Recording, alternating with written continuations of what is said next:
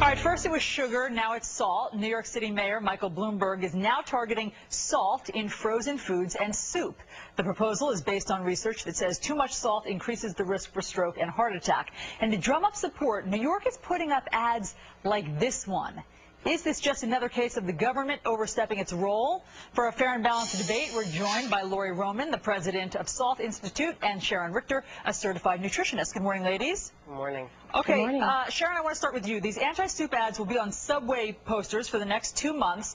The campaign costs $370,000, most of it from the federal government. Is that the best use of taxpayer money? I think it is. I think it's very, very significant to be educating our population on the significance of salt. Many people don't realize how important it is cutting out salt in our diets. Really start paying attention to packaging. Many people have no idea how important it is, how risky it is for us.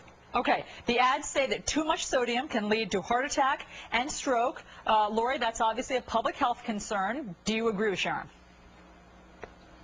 Well, it's true that there's a small percentage of the population that should, under a doctor's care, should monitor their salt intake, but it's very dangerous for bureaucrats to vilify what is an essential nutrient. You need it to live, and it's very dangerous for them to put Americans on a one-size-fits-all low-sodium diet, because there are serious side effects to low-sodium diets that they never mention, including, ironically, an increase in the level of heart attacks for cardiac patients put on low-sodium diets, which was a study put out through the Albert Einstein School of Medicine right there in New York City. And a recent study in the last couple of weeks showed that healthy people put on a low-salt diet developed insulin resistance within just 7 days, and that's a precursor to diabetes.